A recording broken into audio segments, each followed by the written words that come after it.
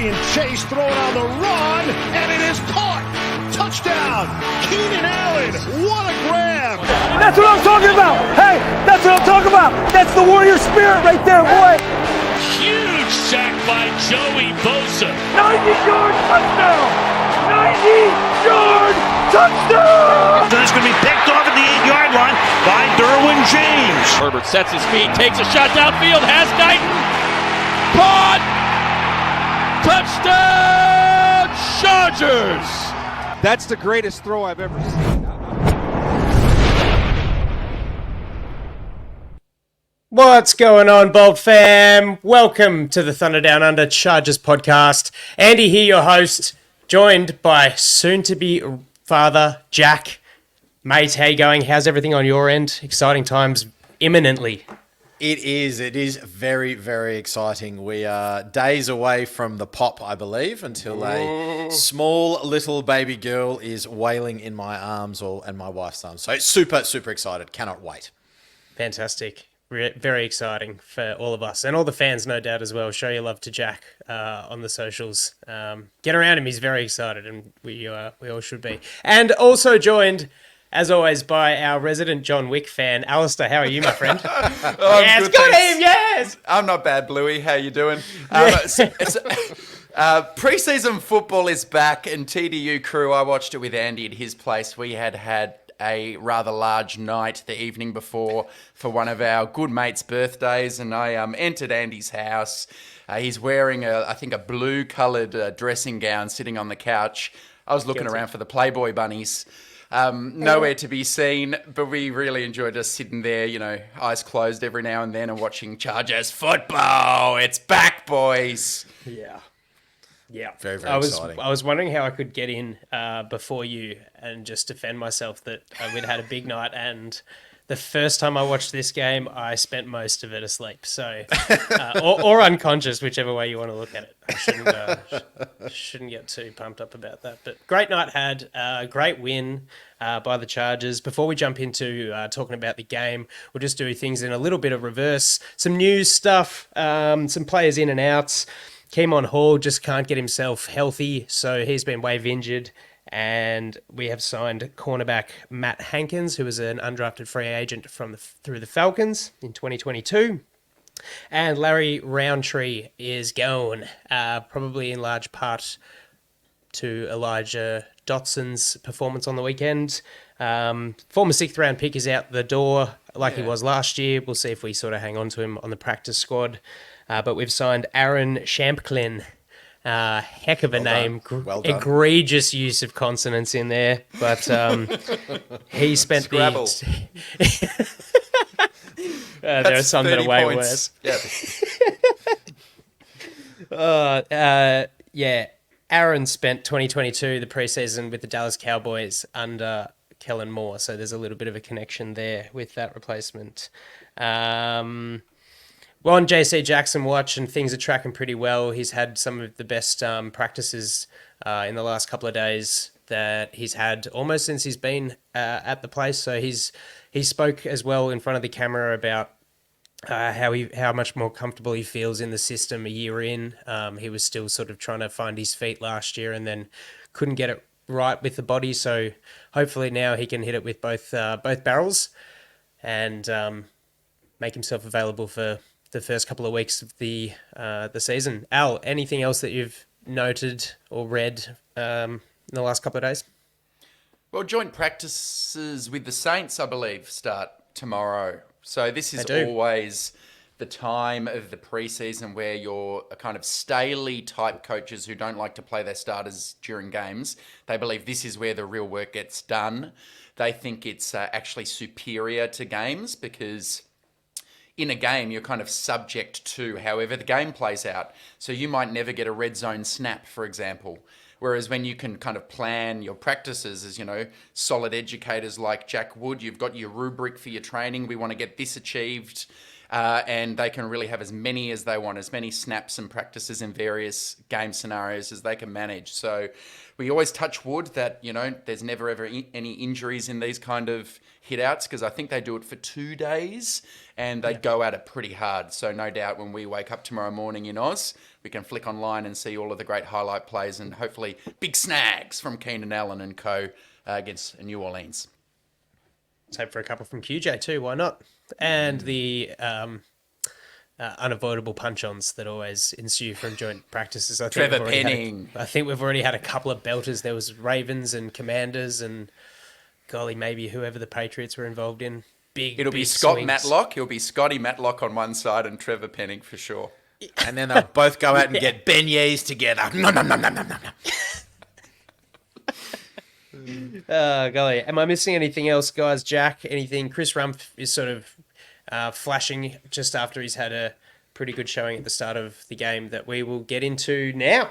So the Chargers played against the Rams, first preseason game of the year. Super pumped to have football back and super awesome to see the Chargers backup players playing like that, getting a 34-17 win. And that was actually enjoyable to watch. We usually dread watching the backups, but that was pretty good fun. Actually got me staring up off the couch from horizontal to 45 degrees at best. You've got impeccable timing, Andy. It's almost like you got this sixth sense. I know. You pop up, you're like, oh yeah, special teams touchdown. It's just like your Chargers is in you. I just know what I see as soon as I wake up. I'm like, oh, very good. Yeah. Jack, I didn't watch the game with you, so what's one of your big takeaways, player or thing? Well. I, like you, was very excited. I very much enjoyed watching Chargers football again. And as you said, it's good to see that there's some coherency to our backups as they play. But I think the biggest thing that we should talk about first, and Alistair, you did a fantastic performance on the Guilty as Charged crossover podcast earlier this week. Well done. Thank you. You showed the world that you can talk about film and John Wick and make some very funny allusions. Even if you haven't seen it. Even if you've never seen the film. Yeah. Seeing bits and pieces. And listeners, that's on the Guilty as Charged YouTube channel. So we had the crossover podcast with all the other content creators. Give it a listen and a like because it was good fun. Hopefully we get invited every year now, boys. It did a very, very good absolutely. job, Alistair. I probably should have opened with that little performance of yours, but I took away the main bit, so that's okay. Let's talk about Quinton Johnson. So let's talk about our first round pick. Let's talk about what we saw and what we can take away. Now, I said this on the last podcast, do not buy into this narrative, people. Jordan Addison had a good weekend. Jackson Smith-Njigba had a pretty good weekend too. There's going to be this narrative of, is Quinton Johnson worthy of a first round pick? And it kind of started coming true when we saw him fumble those first couple of passes.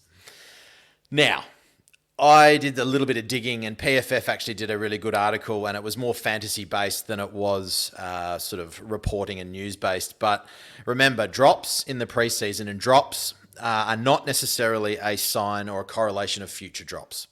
Now, funnily enough, Jamar Chase in his first season had 4 drops. We've never seen anything like that again from him. So don't buy into this, he's dropping, he's going to drop heaps. Remember, Easton Stick was throwing to him. It didn't look great on first watch. It did. I noted even the touchdown pass was slightly fumbled as well. It was weird, a 2, wasn't it? It was a 2 grabber, but Alistair, you said you brought it up on the pod with Guilty as Charged that what great coaching, empathetic coaching, strategic coaching, character coaching to get QJ in to get that touchdown. Because I think if it wasn't there, the furor around how bad our first round draft pick looked was going to be pretty hot. So I'm not too concerned until I see some consistency of a lack of catching, but yeah, that's kind of where I'm at. I agree. I think be careful drawing a parallel with Jamar Chase's preseason drops, because the weird thing with Chase was he never dropped the ball for LSU and suddenly dropped it in the preseason for the Bengals. And then he kind of reverted back to his usual self once the real game started. Whereas this is kind of a continuation of a theme that was definitely there in college for Quentin Johnston. But you know what? I want to focus on what he can do and not what he can't do. And if we have now this extra weapon in the red area, and you know he's not going to draw the number one defender, because you're going to have Mike Williams posted up one-on-one on one side. You might have a big tight end in the slot, or Keenan Allen the other side. QJ as your slot number 3 is going to get favourable matchups, and he's still a very sexy target in the red zone. So good on QJ. Get some legs under him. First game playing at SoFi Stadium since the championship game against Georgia. Not worried at all, but super glad that he had one of those catches, because it's more just like the online discourse and the trolling, and you can tell that can get into a young person's head. I might make a more broad comment about the Chargers offense. I thought it was the most cohesive, Jack, just to echo your word. I've seen a preseason offense look for the Chargers. Specifically, this discussion all offseason around marrying run with pass. Kellen Moore wants his runs to look like pass and vice versa, so play action works. It seemed like it was quite dissonant under Lombardi, because they never majored in any run concepts. There wasn't this nice kind of flow. On the rewatch, Easton Stick's second drive was kind of reminiscent of, to me, the 2018 Rams and Jared Goff, where we ran play action 3 times in a row. And I was thinking, when's he going to keep it? When's it going to be a run? And it just had those vibes of this coordinator's feeling himself. The defense doesn't know what's going to happen. It just looked supernatural. And to me, that was like an insight into what the Chargers could look like with Kellen Moore calling plays. He's got this good rhythm where everyone was structured. He uses tempo nicely, so it's not always that you're coming up no huddle and snapping it. It's varied tempo. Sometimes you run it down, sometimes you come up and snap. I thought it was a very promising debut from the offense. Andy, how did you feel about that side of the ball? Very impressive. Notably, to harp on with what you're saying about the how well sort of organised it looked, was the what's the word I'm looking for? Not the responsibility, but just how can't think of the word, but the offense as a whole working through that 2-minute drill when they're playing hurry up. They weren't buggering up their assignments, no false starts, none of that. It was help me out, what's the damn word? They were just perfection. It was just clean about operation. like it was a clean operation. Really good. Great work from the concerning depth that we had on the O-line with the run game as well. It just looked like the guys out there were just all fighting for their job, and played really well, and it looked really good. I also thought that the run game aided Easton Stick a lot. Also special teams. Just we sort of looked a little bit stagnant. There's a couple of penalties early, starting the ball at the 10-yard line, a couple of drives, and then get the punt return touchdown, which obviously we'll get into more with Darius Davids. But then it just seemed like that was the rocket up the arse of the offense, and they had 7 run plays in a row at one point. Kellen Moore just worked out a way to take the heat off Easton Stick with the sluggish start, and then allow him to ease into the game, because once he got going, he looked mature, he looked present in the pocket, he looked like he was leading the offense, and that's not something that I've experienced watching Easton Stick in the limited times that I have over the last 5 years. Well, this is the thing, and for the first time I'm watching a Chargers offense where I can see that the offensive coordinator is trying his best to help the quarterback out. And with that pre-snap motion, almost every single snap there was a wide receiver or a running back or a tight end moving across the formation to help the quarterback diagnose, are we in man, are we in zone, where's the space going to be? And it's this new series of play callers that are coming into the league that either are young and innovative and they understand the game on both sides, like a Sean McVay. Brandon Staley's obviously the defensive side, but Kellen Moore clearly has been a quarterback and a quarterback that's been very recently in the game. And I think, Andy, you hit the nail on the head when you said Eastern Stick looked calm. Kellen Moore understood that the first series was a piece of shit. And he's gone, okay, how can I help this quarterback out to sort of just calm him down a bit? Yep. Yeah, calm him down a bit. Give him some pre-snap motion so he calms down, so he knows where the holes are going to be to either to call the run, to just snap out left or right, or find the open receiver. I just thought it was fantastic, and there was that time where we made, I can't remember the series, I think it was the second or third one, where we went run, first down, and then instead of going run, we just took a deep shot. I love that. I love the dynamism and the coherency, because I think some coaches and offense coordinators will go dynamic and there's absolutely no cohesion to what you see.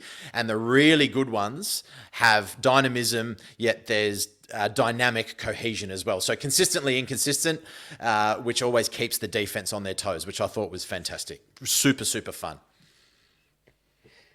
Very much so. What did you think of the O-line, Jack? You're the big trench guy. What about that performance? Well, I thought on the whole it was pretty decent. I didn't think there was really a weak link consistently. The running game was fascinating to see as well. The over 200 yards on the ground goes to show, I think, how confident perhaps not only the running backs were, but the choices that they have been either told to make or they know where these gaps are going to be. Looking at it, we ran the left side really strongly. So outside left end, we've gone 7 attempts for 116 yards and 2 touchdowns. And that's without Slater, that's without Zion Johnson on that left side. So clearly that's going to be a sign of strength. You add, two of the best, or one of the best left guards, hopefully, and one of the best left tackles in the league there. That left side is going to be fun, and watching Eckler and Spiller and Dotson and then pop out will be great. And then it was relatively even. So running at left tackle twice, middle is sort of, we've gone sort of maybe 10 runs, and then to the right there's maybe 8 to 10 as well. So what I saw there was players pulling as well. I saw a couple of guards pull, really wanting to get down and engage. And that's the first time I can remember seeing a road grader type unit. They weren't super nasty, but I saw enough there that I go, this is going to be a fun running game to watch throughout the year. Alistair, what did you take from the running game? Yeah, well, what you see with your eyes is reflected in the numbers. Tyler came up with a fantastic stat, which was the Chargers' 29 attempts for 214 yards. That exceeded the 3-game combined rush yards under any previous Joe Lombardi preseason offensive rushing scheme. So that's kind of proof in the pudding, isn't it? Oh yeah, one game we've got kind of backup running backs, and everyone looked good, didn't they? I was so buoyed to see. Everyone. Yes, I know who you have in mind, but hopefully he does well with whichever team signs him. But Isaiah Spiller was fantastic. I thought he was balanced, patience, wiggle, vision, awesome. Josh Kelly, same deal. He kind of built on what he started to show last year, and then we unearthed kind of this new UDFA gem in Elijah Dotson. Good on him, just produces 2 highlight running plays that just get you excited. And I thought, hey, we did the tweet. Hey, is this Austin Eckler or Elijah Dotson? Another guy from the state of Colorado. So yeah, very coherent, Jack. I thought. I still think fairly vanilla play calls. I don't think these coordinators want to show their hand too much. But the execution was tight, and yeah, look, that's all we need. I keep thinking this: we do not need to be a top 10 rush offense. The Chiefs kind of did this last year. What you want to do is when you need to have it, when you need to run, when you want to run, can you get your 4.5 to 5 yards per attempt? Yep. And I liked what I saw from a first hit out. That's for damn sure. Oh yeah, couldn't agree more. That was those last two big ones from Dotson, very exciting. Just another guy that's just really making you watch. But look, temper expectations and all that. It is still the first week and played against the Rams depth, who are coming off a pretty rough trot. So I've also got to just be mindful. It's not Super Bowl just yet, but it is exciting to see, and we can't help but hammer home the fact that just watching the Chargers depth pieces, which has always been a concern, is no, we're not used to it at all. Andy, I want to ask you something, mate. That is linked before we move off the running game. Your boy, Xander Horvath. Is his roster spot in jeopardy? It's a tough one, isn't it? Does he have a place? It's like he was there, but I won't answer your question. What do you reckon? Well, yeah, look, he was there, and he's been involved a little bit in throughout training camp of note, and I don't know. I think the sample size is too small from one game to see what Kellen Moore might utilise Xander Horvath as, and whether there's value, whether he was maybe a more Lombardi pick when we got him. So who knows? 7th rounder. I'd like to see him stay on. If he just keeps performing on special teams, he could hold himself a spot there. But as we do move on, have we got anything further on offense, gents? Do you want to talk tight ends? We only saw Parham do a little bit. McKitty do a little bit. Jack, I know you want to talk about McKitty. Yeah. Well, just on the Horvath, I think that's a really good segue, because perhaps maybe we're going to see him lining up more as that 4th tight end as well, because but given his athletic profile, the guy tested out of the gym essentially, and he showed that he can run routes and pass blocks. So I wonder if he's going to come into some jumbo sets, set the edge, or chip block and those types of things. He strikes me as something as Kellen Moore that I'm probably not going to show my hand if I'm going to use him in the preseason. That little weapon that you might roll out week 2, week 3. I wonder how much he was paying to get the first Chargers touchdown of 2022. I would wonder that someone made possibly quite a lot of money. Trey McKitty, yeah, I did want to touch on that actually. What did he play? He only played 13 snaps, or he played 13 snaps at inside tight end. And I was just focusing on his pass blocking. PFF gave him a rating of 74 essentially on 3 pass blocks, and also gave him a rating of around 60 for 10 run blocks. And I saw enough from him to say that he's got a little more power than I have seen previously, and he seems to be holding his spot a little more. The running and the catching game, the receiving game, I wasn't too concerned at watching that. I believe he caught one. I think he caught one pass for 2 yards. Bugger all, yeah. Yeah, for absolutely nothing. Yep. So, if that's the role that he's going to play, fine. I thought Parham looked okay as well. But there was a couple of times where I looked at Trey McKitty. He blocked it on Stick's rush, where there was a rush. He really set that left side really soundly and looked solid. And I was like, well, you know what? If you come in and do that once or twice a game, still not great for the draft capital that we perhaps spent on him, but not too bad. Alistair, were you going to talk about Jordan McFadden at all? Yeah, I have. Or were you going to throw that to me? I'll let you take McFadden. I'm gonna go more broad about the offensive line. Okay. They only allowed 7 pressures in that game, which last year kind of would have been amongst the team's best performances of the whole season. So I just thought across the board it was quite compact. There weren't so many leaky holes in the ship. I have to say, having carefully rewatched every snap of the offensive line, the person I was most concerned about personally was Foster Sorrell. Yeah.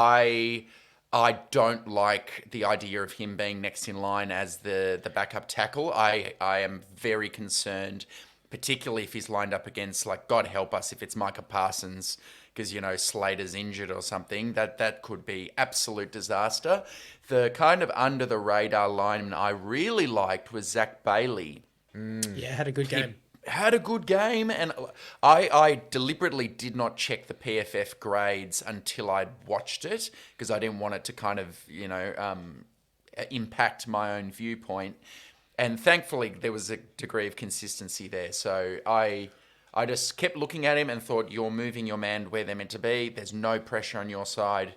pretty good performance all around from him. But what did you think, Alistair, Jack? I was going to ask you though, is Foster Sorrell the next tackle, or is it Jamari Soldier who moves good from question. right guard and pops out, and then a Bailey comes in, Yeah. or a McFadden does come in, or someone like that? Well, or that would be Hymas? perfect. That's what I'd do. Like I'm at the point where I'm almost cut. Like, let's keep watching. But I feel like I've seen quite a bit of Sorrell last year forced into action. He spent all off season training with Duke Manyweather. He was a 5-star high school recruit. We're talking about like one of the best tackles in California. Like, just so they're sticking with him. I feel like, against backup Rams edge rushers, he gave up a sack and he gave up a few different pressures.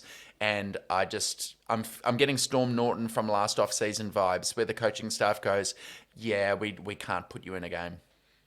Yeah, interesting. That's a fair call. What do you think of McFadden, Jack? Yeah, so I went and followed two big boys. I went one on the offense, one on the defense. The one on the offense was Jordan McFadden. So 37 snaps at left guard. So that's quite a lot, I thought. And just some of the notes that I wrote down, I'll share them. And Andy, maybe you can jump in on anything that pops out to you. But I sort of saw a guy that was trying to win pretty much with power, and he was really popping off at the point of attack. What I did find is when the defensive tackles lined up sort of almost square with his shoulders pretty much in front of him, he could handle a bull rush quite well. When I saw the defensive tackle line up in that to his left, ever so slightly a bit wider, he really struggled with those angles, really struggled to get his the point of contact strong and to be able to hold that off. So, and I also noticed that he kind of struggled with a bit of technical rushes. So some of the, what did I say here? Sort of, there's a couple of rip moves that he kind of doesn't know what to do with. So I also noticed that he loved to pull, so which ties in with what I saw in his power. He loves to get out on that front foot, find the defensive lineman's shoulders and really push through. So I kind of feel like we've got a bit of a power guard in here, more so than I can remember watching a rookie. He wasn't scared. Yes, these are Rams' second and third pass rushes, but was able to get upfield. And there were a couple of times when he was wondering where to go, and he found someone within half a second, which shows really good cognitive ability as well, especially under pressure. So yeah, I saw enough there to be really bullish, actually. But then when I go to the PFF, and there's one thing that I'm obviously not sharing, and I'm not sharing purposely perhaps, but I looked at the PFF grade and he's been given a 37 or 36 essentially, which is very poor. Now, I don't know how much impact that giving up, we go for a 70-yard touchdown and he happens to give up the holding penalty, whether that impacts the grade that much, but if it does, I sort of question. Who cares? Yeah. Who cares? I don't mind. From what I saw from a first gamer, it was really quite successful. And not like who cares about that hold, more like if we're evaluating how this guy did across 30-something snaps, overall promising performance, irrespective of low grade from PFF. Yeah. Yep. Jack, do you think that the way that you've described, his struggles against the DTs that line up in the eye at various gaps, do you think that's a technique thing that he can fix? Is it a footwork thing? So is it a core strength thing? So if he struggles against, let's say, like transverse force, so the guy coming on an angle at him, do you think more core strength? Do you think it's positive signs that they could be things that they could work through and he could improve it at? Oh, that's such a good question, because there was something I didn't cover and I was worried that I wouldn't be able to get it. So you've set me up and I've hopefully knock it out of the park. There was a fantastic example, and I don't remember the snap. It was probably in the 20s, where a rusher comes from an angle and McFadden gets his hands on him, but is actually pushed back almost in an arching motion and his feet don't move. So there's that disconnect of I want to get my hands on someone and I want to try and overcome them or put a lot of power into them, but my feet aren't matching what I guess the leverage that I need. So what I saw from there is just a little more foot movement. the way you combat angles in that position is, making sure that you've got your anchors really set in the ground and you've got the right sort of angles of your hips and those big levers and those big legs. And that obviously transfers up through your body into your shoulders and into your hands. So I think it's just a little bit more movement, maybe a couple of camps with Manyweather, listening to Rayshawn Slater, who does that so well with his fast feet. But at the same time, you don't want him to give up his power play and you want him to put 2 feet in the ground and fucking smash someone's head in. Anyway, I'm getting a little bit too excited. I need to just... It's the Offensive Line Clinic with Jack Riffid-Reed. You do have to be sensible about how you seek contact, though, don't you? Like, if you just go out there looking for it and you want to plant an anchor, if you're falling forwards and then you get pushed, you're going to move up. Yeah. And you don't have enough weight at the right spot behind you to be able to sustain that hold. So, yeah. They all sound like things that can be worked through. So that's promising. And the other thing, listening to around the NFL on the NFL with Sessler and things, they had a great. I can't remember the guest they had on, but he was talking about Brandon Thorne moving left and right, and what a great way to understand line play is that if you've lined up on the right side your whole career and you've been then asked to move on the left, it's like learning to write and do things with your right hand and then being asked to do it with your left. Now, you get so much muscle memory and you sort of do things without thinking with the right hand, but then when you're asked to do, like, write your name with your left hand, you can't do it. You can still do it and you can probably get better at it, but it's not going to be the same as writing or doing things with your right hand. And I thought that I'd never heard that before. And what a great way to kind of conceptualize when we say, oh, it's just easy. Move this guy to the left and move this guy to the right. But a fantastic insight from a guy who played a lot of offensive line in the league. Yep. Shall we talk defense, boys? Yeah. Well, actually, you know what I reckon we do? I reckon we just finish off offense and then transfer nicely into special teams. Maybe we let the host do his job, perhaps. You speak when spoken to. There was one other offensive rookie who didn't necessarily do a heap on offense, but had definitely a standout game. The other TCU wide receiver, the fast guy, the one that we've spoken a fair bit about, the Worth. Well, a couple of receptions. He looked like he could, he had that speed, looked like he could go. And then an 81-yard punt return touchdown. Thank you very much. Looked like he'd been doing it for 15 years. Like the time was going backwards, all the time and space in the world, and jet speed, burning defenders down the stretch. So good to watch. I actually believe I stood up for that one. That was very exciting. High fives all round. Darius Davis, I don't know. Is it too early to say that he's got the return job sewn up? Spirolsian, wasn't it? Yeah. Oh, I didn't want to say that because that's a big call. That was one incredible, game, man. But That wasn't was even awesome. like scheme or blocking. That was just feel and outrageous sense and speed. That was like Pro Bowl returner kind of business. Yeah. That's like you're going to be top of the NFL style returner. A bit like Avonte Turpin, his predecessor at TCU. He looked fantastic. Pulled our pants down in the preseason last year, that's for sure. Yep. Well, I was just going to say, he said after the game that the call was return left on that punt return. And he saw that a lot of people, there was just too many people on the left-hand side, so he held to try and encourage them to continue to move left, and then saw a line and shot off. Shout out to Dion Henley for the good little block, keeping that inside channel open for him. But yeah, that was saucy. I'm not going to lie. The first thing I've got written in my notes for the game, Darius Davis straight up looks lackadaisical, and I don't think it's a good pick. That's what I've actually written down, because he sort of looks. The first thing you wrote on the whole. That's the first thing that you saw him come out of the race, and you were like, no number 12 doesn't want to be here.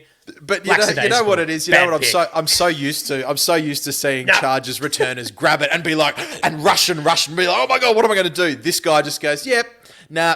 fuck off, I'm gone, see you later. And I just went, wow. And we talked about that speed, Alistair. I remember on the draft show, you were talking about how it doesn't even kind of look like he's running that fast. But then when you start to just see him create separation from all the defenders, and the defenders are just absolutely busting their gut to try and catch up with him, he's just like, yeah, fuck off, see you later. Oh, man. Yeah. He looked like he had moves even on his first return that went for all of. Oh, that was the first play. Was that the first play of the game? Yep. That couple got called back. receptions too, if I'm not incorrect. couple of One was a receptions pretty as well. nice one too. Yeah. It was just it looked far like he out. had a Like couple that's of as moods. good a debut for that type of guy. I was so excited by that. Seriously, Yeah, for that ever to be worth spending a 4th round pick on a specialist returner who can have a couple of gadget plays on offense, my goodness, if he does that every week, it will be worth a 4th and beyond. Yeah, for sure. Big steal. So that's very exciting.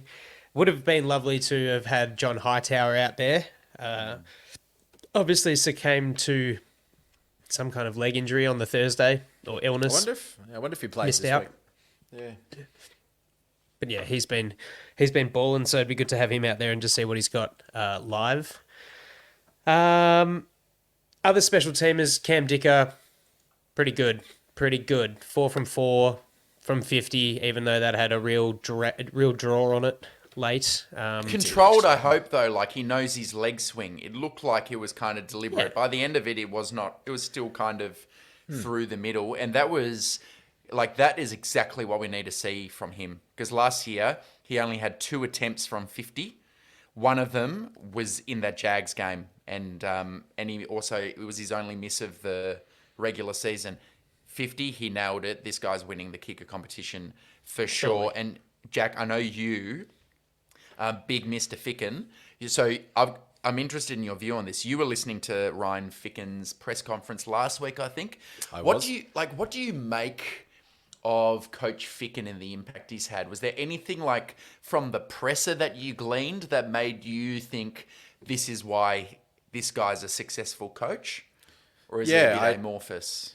No, I mean, listen, I can only speculate, and I can only draw upon my own experience of my job as a teacher. And I guess what I'll try and do is make some correlation there. Is sometimes you need to find people that just want to do a job. And I think just because you don't want to become a head coach, or you're not want to trying to climb the ladder, there are roles for people in organizations that you go, you know what, you are fantastic at what you do, so let's get the support and everything you need to do the best job possible. Ryan Ficken strikes me as a very intense guy and very much buys into what Staley is trying to do, but he actually believes in special teams. So I would like to think that he takes players who are, 6th, 7th round draft picks, UDFAs, and says, I will make you better. I can turn you into a starting or a second string starter at your position. And I think when you've got that passion, it's not a oversight. It's not just our special teams to look after itself. That's when you get the results, and that's when you get a really good pseudo academy. And you look at the great teams that have had, the Patriots with Bill Belichick. The special teams has always been so good, that breeding ground of talent. He is very intense, but for a special teams coach, you need to be precise and you need to be intense, because you get sometimes under 10 snaps a game, and you have to execute to 100% accuracy. So I love him, and we've only seen just the surface of what Ficken is bringing to the Chargers. So good on you, sir. Yeah. I think it was a pretty good effort from the special teams tackling as well. Nick Neiman was a man possessed, both on special teams and in defensive snaps.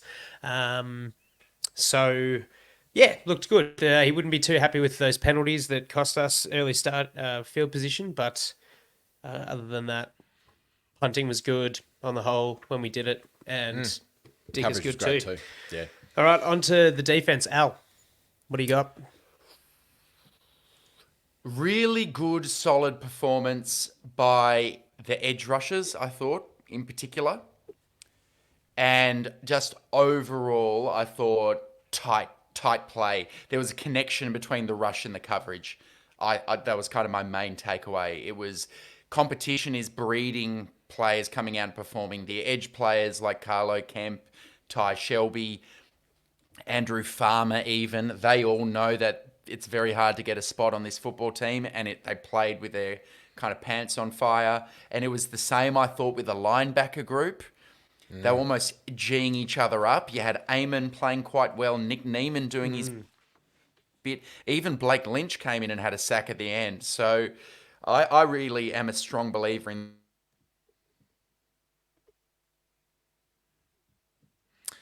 And we have our customary Alistair losing his connection.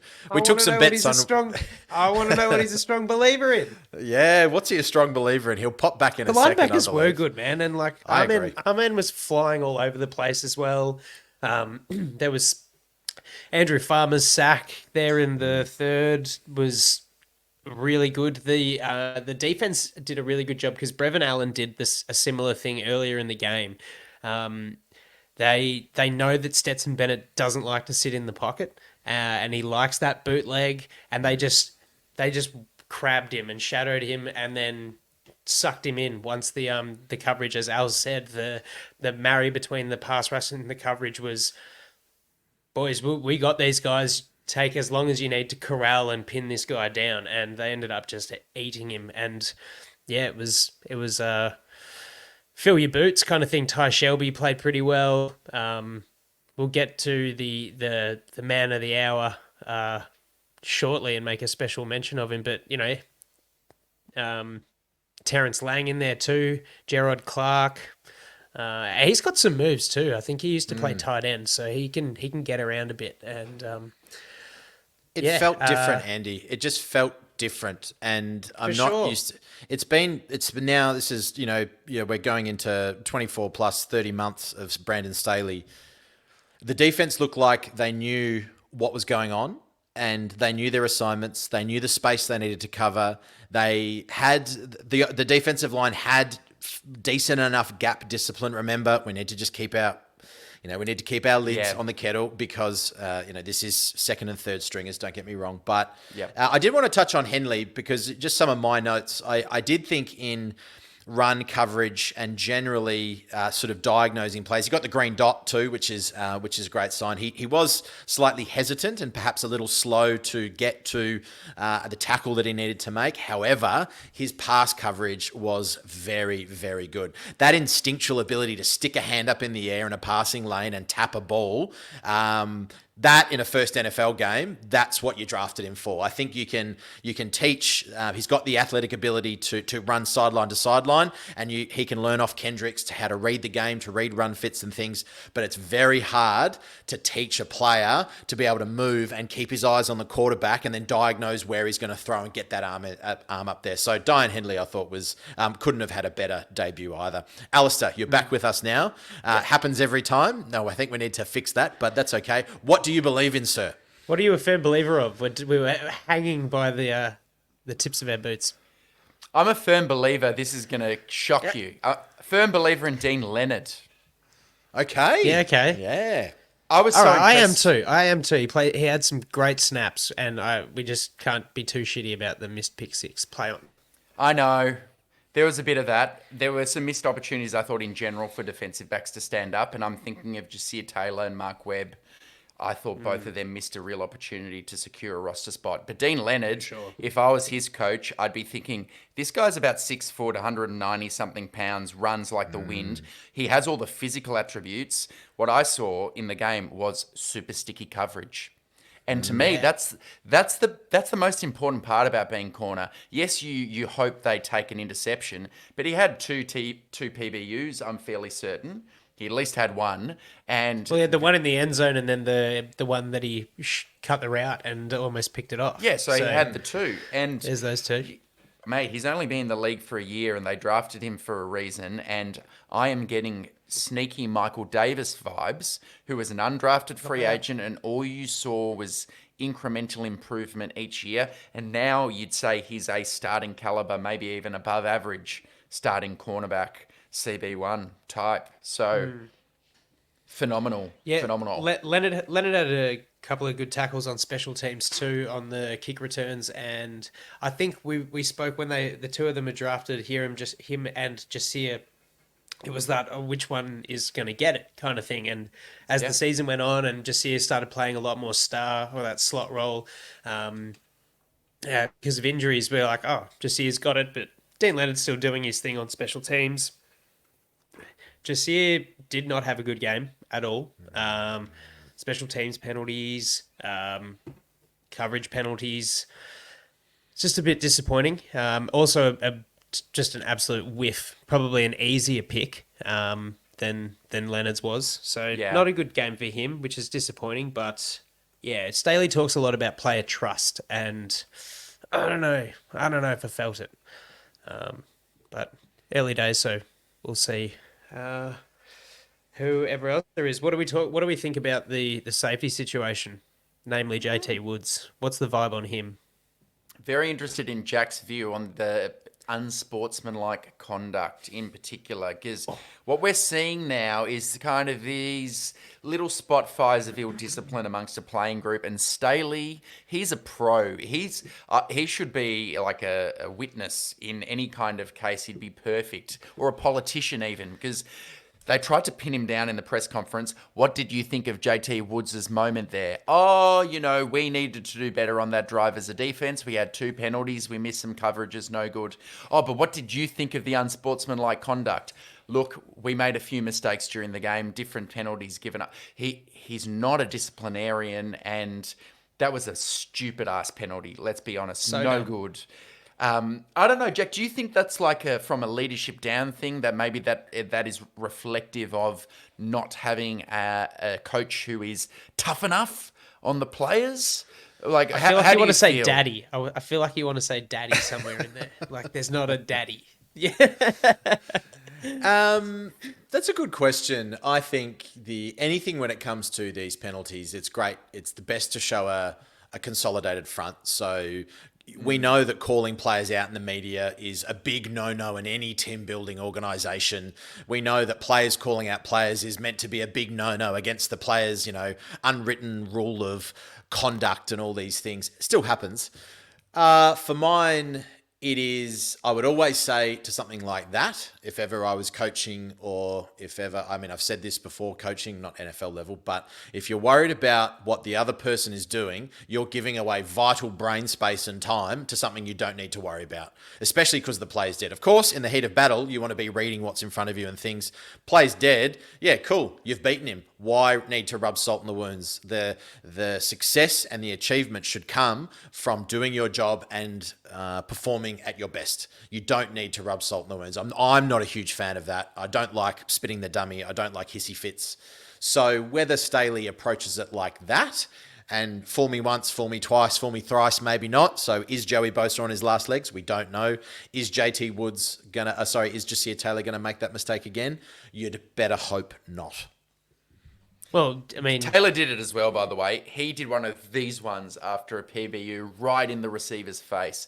And the ref didn't throw a flag, but it's more of that inane bullshit that I don't fucking ever want to see. Anyway. Yeah. I don't know, get me in there. Maybe taking us back to the Jack Jack Boys. Jack Boys. Jack Boys. Yeah. What about Woods' on-field performance? Let's put that to one side. Well, hang on. Did you see some strides? I'll jump into that. I find it incredible that a guy who was drafted high had an opening and an opportunity once Nasir Adderley left to then take that free safety role pretty much as soon as before even the season was over. It was Alohi Gilman's, and he's got to be fighting for reps. Otherwise, he's just playing special teams and being a jobber. His play, he looked a little bit more physical than he has been before. He got involved in a couple of run stop assists. Didn't notice too much of him in the coverage game.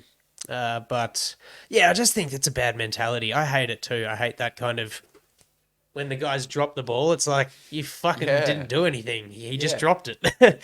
And you're parading like someone's building a statue of you. It's the same sort of thing, except he's just slapped the guy who's dropped the ball in the head. Like, you've already won the play and it's preseason. And, try and be a leader of this team or like want to show that you want to be one. It's not a good look. Agree. To turn slightly positive, I was quite impressed by the debut performance of Tuli Tuipolotu. I really enjoyed what I saw from him. He's a big boy. He is going to be able to set that edge eventually. Usually you don't see that with rookies because they need to develop play strength, but he's come into the league quite physically developed, I think, compared to your usual, like say Chris Rumph, for example, chalk and cheese. Tooley's already a big boy. And I can't wait for some of those packages where you might have Mack and Bozer on the field playing your wider edges, and then you could just get Tooley standing up in the B gap, kind of as a stand-up rusher. I think that's going to be so much fun for a creative architect like Staley to design some of these blitz packages. So good start for Tooley.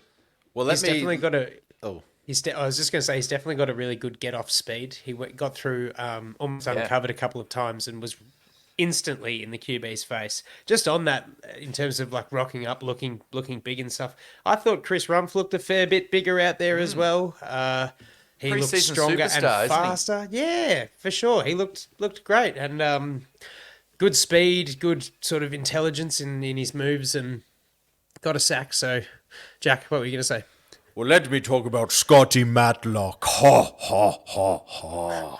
Another big boy that I watched very intently. 17 snaps, mainly was lining up in that B gap, so sort of interior defensive line. Played a couple over the tackle, and he did have one snap where he lined outside of the tackle. But speaking of big, he does look big, and yes, the critics will say, oh, but it was against, B and C stringers, but looked big enough. I felt like he was a good space eater. The one thing that we miss on the interior of that line is that ability to control the space, and Staley's defense, those nose tackles and those DTs really need to be able to control those running lanes. You're not necessarily trying to beat your man in the pass rush. What you're doing is you're holding up those DT, taking a double team, which means the linebackers can diagnose where the run is and come in and tackle support. I thought he was very violent at the point of attack, which is good. He's known to be aggressive. He's got some moves and agility for a big man as well. There was that when Stetson Bennett sort of broke to the left there when they were in the red zone. He got engaged early, but was quick enough and big enough to go and chase. Almost got a chase down sack. But, he shows up in pass rush well enough. I thought there was enough there. Just some time, I think, in Staley's scheme to understand those defensive, those A and B gap, that discipline to be able to control your opponent, the guard or the center, just to maneuver them. And I'm hoping that part of the Chargers game overall is going to be better this season, because it wasn't very good. I did well, in my opinion, last year. So, Scotty Matlock, good. Like you. I like your aggressiveness. Jack, watching Matlock myself, I mostly agree. I saw him. I was more impressed by how he went as a pass rusher than as a run defender. Yeah. I saw 2 plays where he got absolutely blown off the ball, where it was just like far out, off the snap, 5 yards off the line of scrimmage. Like, I don't know if it was his angle or his play strength. There were at least 2, not everyone, but there were a few where I thought, oh, okay. And I think that raises a broader concern, which is, I don't know how well suited Staley's defensive tackles are to Staley's scheme. Yeah. His main obviously he's the defensive coach, and what the fuck do I know, talking from Ashwood, Victoria, not much. But if he wants to run a tight front, you want to have a zero technique who's typically got to be 320 to 330 pounds. The only guy on our roster who fits that size is Jared Clark. No one else. Yeah.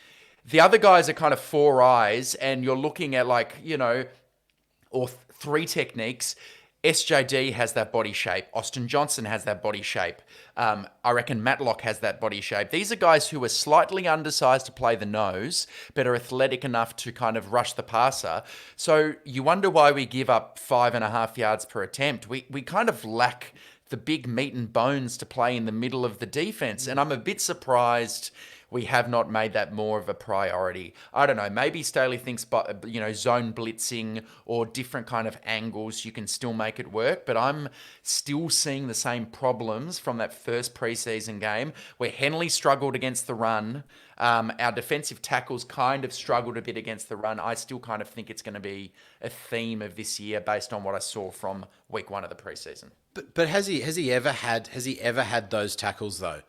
At the Rams, did he have a big 330, 340 nose tackle? No, I mean he had Aaron. And they were good against the run, so maybe you don't need it. To your point, that's what I'm saying. So these body types strike me as more of your Morgan Fox like. So you can get a bit of interior pass rush because I think that's still crucial to Staley's scheme is getting that interior, that up the middle rush. So.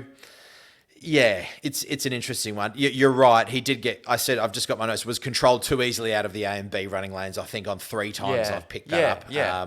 And he was more violent in the pass rush. But yeah, fascinating. And maybe Kendricks stops the leaky front. I don't know. But yeah, that is a good point. You know, the body type of these DTs is an interesting one, and maybe something that we'd love to hear comments from our listeners as well about what they think. But overall, defense good. And maybe, Andy, I'll throw a question to you to finish up the show. Do you buy into this, like, Derek Ansley energy stuff? Do you think that could make a difference? Because, per PFF, our defense was number 3 across the league from preseason week 1. Maybe it's not like the best bunch of cattle, but do you reckon Derek Ansley, that energy stuff makes a difference? In short, yeah, I do. I really do. I'm fascinated in the psychology of what gets people fired up to perform at any kind of level, from my own experience to whatever the pros do. So I really do think that it could help. It seems to be. There seems to be a far closer, tighter knit group than there did with Ronaldo kind of just babysitting. This sort of feels like uncles come over to look after the kids and like everyone's having a good time. So, and they're behaving. So, if you want to finish off that analogy. So yeah, look, I guess that, I do think that there is, validity to that. I just want to mention, we didn't actually talk about other QB Max Duggan at all today, but not too much to talk about. Not a great game for him. Elijah Dotson really took the heat off a couple of those drives for him, and so he can improve. But he needs to work on first read, get out of that, want to scramble. Yeah, he just wants to like quarterbacking in general. Yeah. QJ out there somewhere. Woo. Well, we've got a couple of trainings with the Saints to look forward to, and then our second preseason game this weekend against the New Orleans Saints. That's all from me. We've run real long for a preseason game, but it's exciting because football's back. Exciting. Hey, we know you're out there listening. We can see the numbers. Drop us some comments. Talk to us. We love this shit. It's football, baby. Thanks for hanging around with us today. It's been awesome. It always is. And we'll see you next time on the Thunder Down Under Chargers podcast. Bye. Peace out, baby. Bye.